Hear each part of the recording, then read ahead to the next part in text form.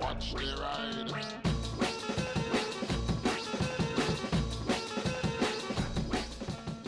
Hey everybody, hope you're all doing alright out there. Well, I happen to be on the wrong bike for this because I should be on my DR to talk about this, but I thought I would address this thing.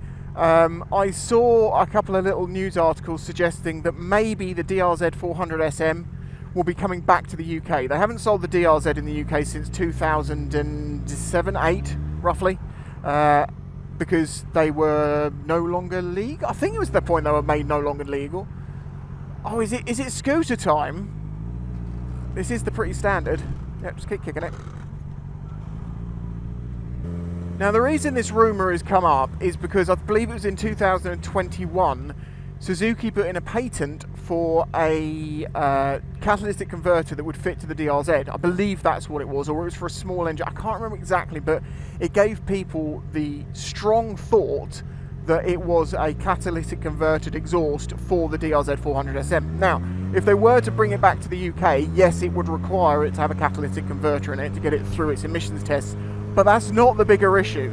The bigger issue is the fact that the DRZ is carbed, and every bike in the UK now has to be fuel injected. No carbs are allowed.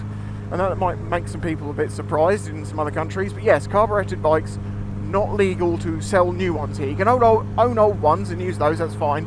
You just can't have new models of them. Also, two-strokes. We aren't allowed to buy two-strokes here that are new, unless they're fuel injected and get through the blah blah blah, which I think one company may have managed to done. Has KTM got one that's road legal? I'm not sure. Or is that not road legal yet? I mean, could they fuel inject the DRZ400SM and bring it back to the UK? Yes. Do they have a fuel injection system for that bike which works already? Kind of yes, because it's the one that's used on the quad that Suzuki make that uses the same engine. So they do have that system, and they could do it, but they've never chosen to do it, and I don't think they're going to, because at the end of the day, they weren't a big seller here before, and there is no reason they're going to be a big seller now. Yes, at the moment you could say, well, if they brought it in at a cheaper amount of money, that would be a competitor to the KTM and the Husky 701, but it was, I mean, how much cheaper are they going to make it? It's going to need to be like $6,000 or something, or $7,000 to be considered, because if you're that close to what this is, the KTM's cost, you're going to just go for a 690 because it's so much more of a capable bike. It has 6 gears for a start.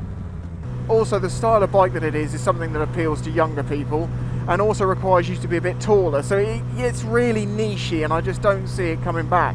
I mean, if they made it in it for another country and it's just so happened to actually be legal here too, then that might happen, but I don't think they're going to get it through its Euro 5, or is it 5.5 at this point, I can't remember, spec, just for us. I mean, do remember, as I say, the bike is still sold in America, and it's pretty cheap, and the reason it's cheap is because they haven't changed it in ever. It's 20 years old, they haven't changed a thing on it. Well, apart from the bold new graphics, which is of course the meme about the DRZ. The new 2024 DRZ with bold new graphics. Go. Yes, it's fine. I legally have to stop for you.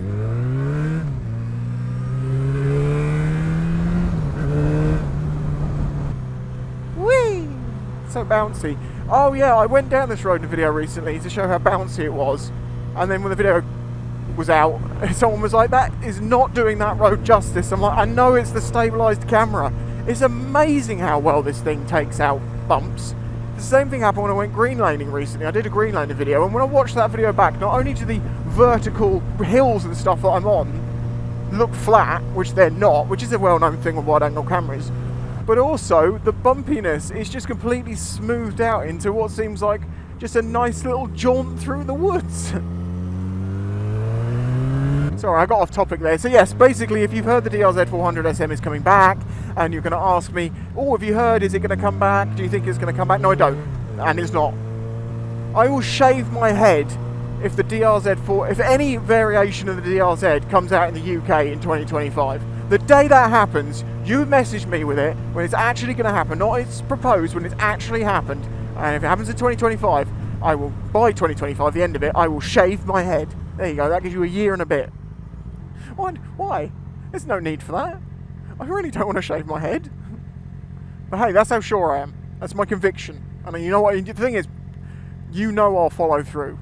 A man of my honour. Anyway, if you enjoyed this video, hit the like button, subscribe if you're new here, and I'll catch you in the next one. Oh, if you'd like to support me through Patreon or YouTube memberships, that would be fantastic. I'd absolutely, really appreciate that one. Because YouTube view go up, YouTube money go down. It's been a problem for a while now, so if you can help supplement that, that would be great. Anyway, till the next. Well, I have got my own plans to work on that, but as I said, I need to talk about that in the future. Stop talking, bye.